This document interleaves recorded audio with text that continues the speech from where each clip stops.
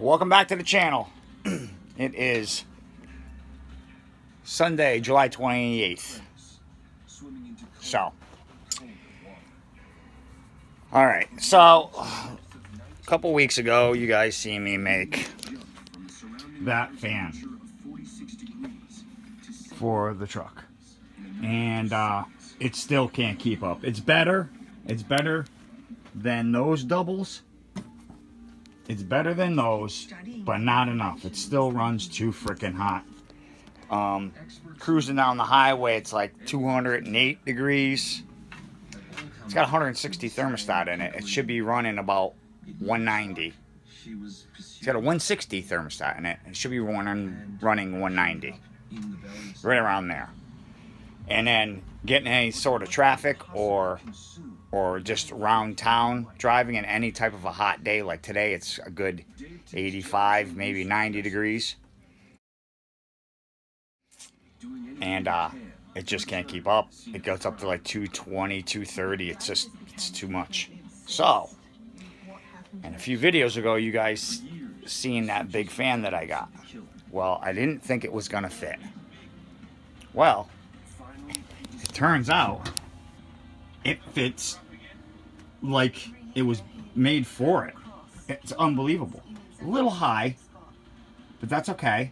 We're gonna have to figure out some sort of a bracket system. Like, I know I'm not gonna be able to get that bolt loose. There's a Torx head that's over here, and it goes through this rusted ass bolt where, you know, GM could have put a drain here and we wouldn't have had all that rust, but water gets in here and it just sits here right up to the top and it just rusts both of them.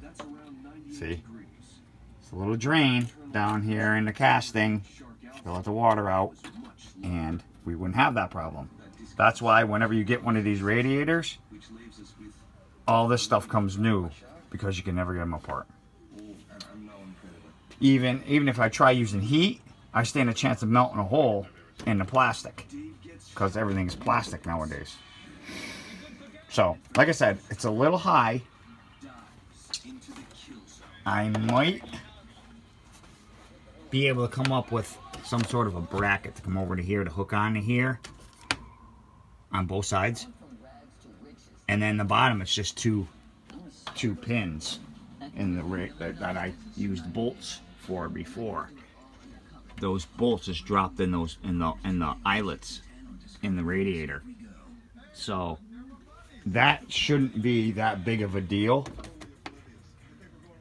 on the bottom, way down, but up here we're gonna have to come up with some sort of a fab of a bracket. I might be able to tack weld or plug weld an L here, you know, like a right angle bracket, like that. And over here, I'm gonna have to go somehow use this hook in this. I'm gonna have to think about this. So, or maybe come with a bracket down and over, but then that doesn't leave me much room for my intercooler piping. And this could cause a problem as well, because the intercooler piping comes like this, and over. So I'm gonna try that pipe right now to make sure it's gonna go back on, or I have to relocate, because that is a resistor.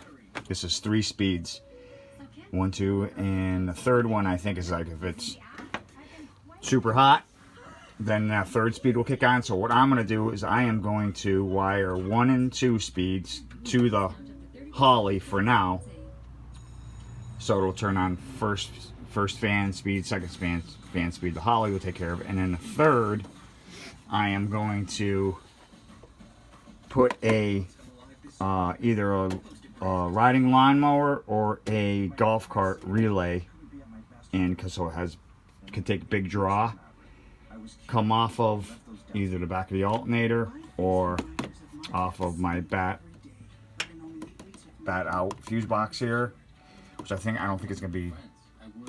Well, I might be able to put a 30 amp fuse there. Yeah, I could put a 30 amp fuse here, and it'll trigger the golf cart relay, which the power will come off either off of the battery hot or here, off the back of the alternator to turn on the 3rd speed via toggle switch. So if I see it's getting hot, I can hit that and it'll throw the 3rd speed on and it'll, wow, and it'll cool it right down.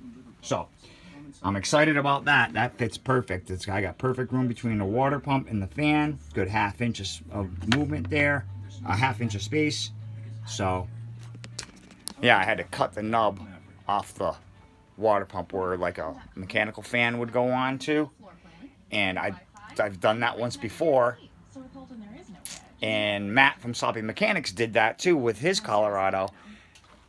Well, my pulley came off because it only leaves it pressed on by about a 1/4 inch or even less of a centering fixture that goes onto the water pump. So what I did is I cut it off and then I welded it to the shaft of the water pump.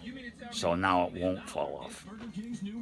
So, because to tell you the truth, I think that's what happened to that engine. The night that pulley fell off,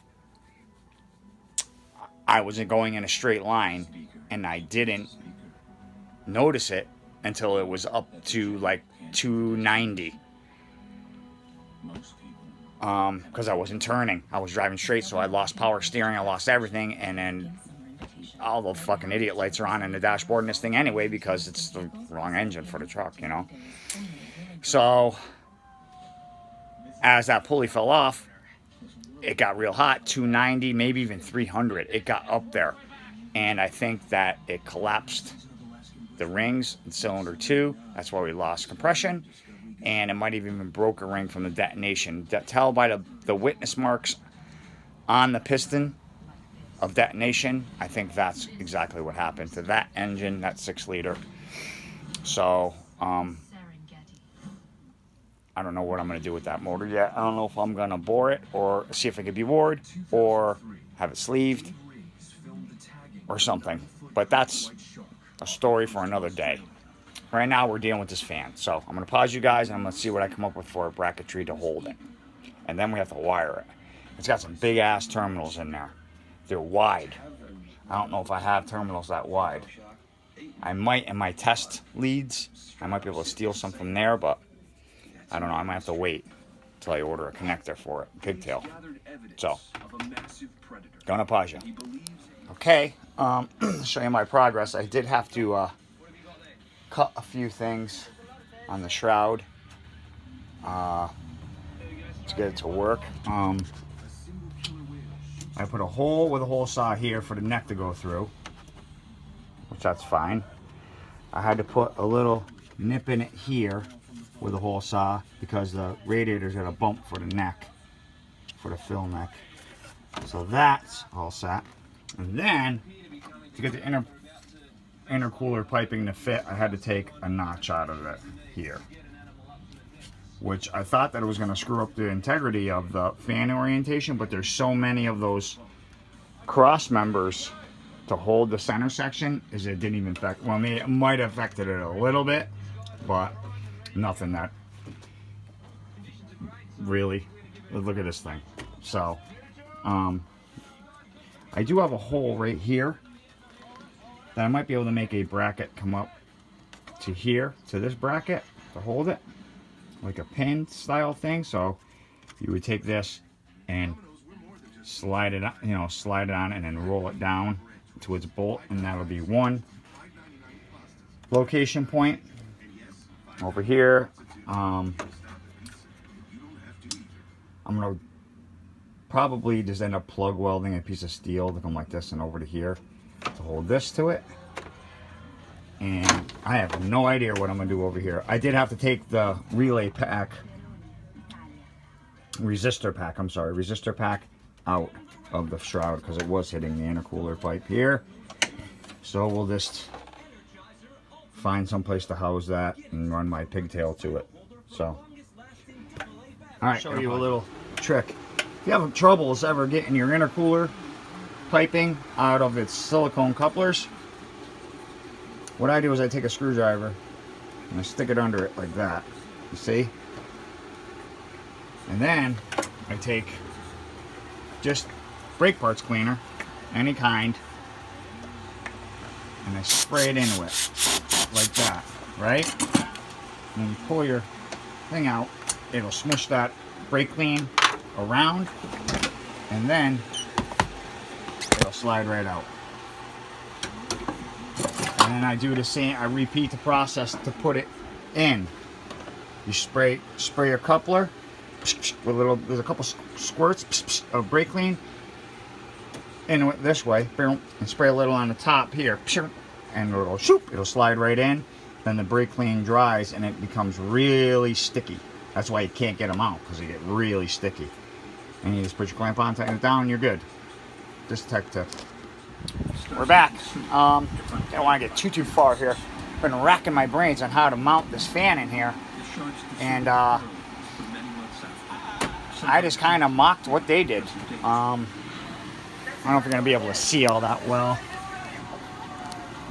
but straight down there, right in that area, I put, let me see if I can zoom in. I just put a tab through the fan mounting, the old fan mounting, and then just nut and bolted it. Sorry, let me see if I can move that. Out of the way. And then it's nut and bolted it. See how it has that aluminum tab right there? Right here. So nut and bolt it through that way, and nut and bolt it there, so that holds the fan bottom solid where it ain't gonna move around. And then on the top, I just simply let me just zoom this back out. I just put 4 nut certs in the radiator support, went up over, and I made some straps just to hold it, and that ain't going up or down or out anywhere. So now we're gonna tie it in. I'm not using that fucking resistor. I'm just gonna tie it in full blast, and we'll give it a shot. So let me get this thing back together. Throw some antifreeze in it because I had to take the upper radiator hose off, and we'll get her hot. We'll see what goes on. Gonna pause you. She turned on at 195. I can feel the air getting pulled through the grill. That's amazing. And our temperature has dropped down to, our temperature sitting here on idle went up to 195, and now it's down to 193. So it's actually working. It's pulling air through there and dropping it. My only concern here is I don't know if those relay wires are getting hot or what.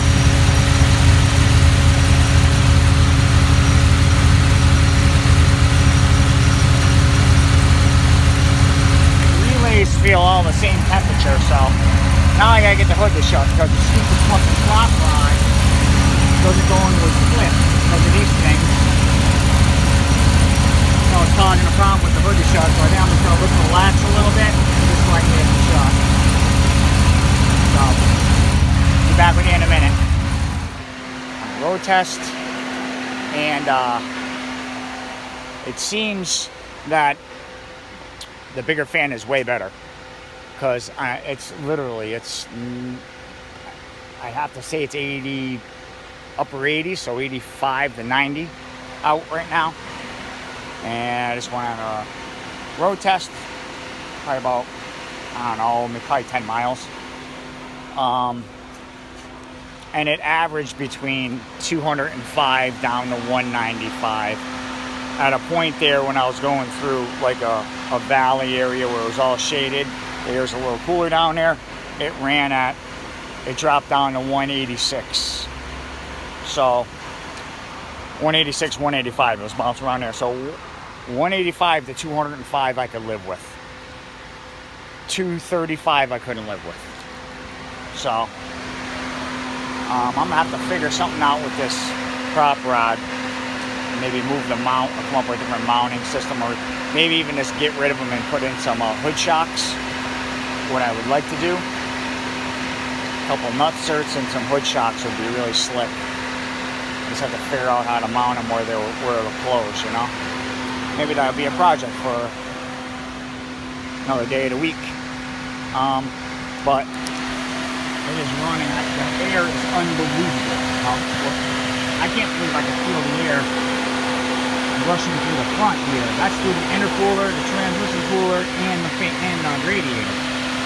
But it is unbelievable. I bet if I fill these holes, these side gaps, with some hot stock.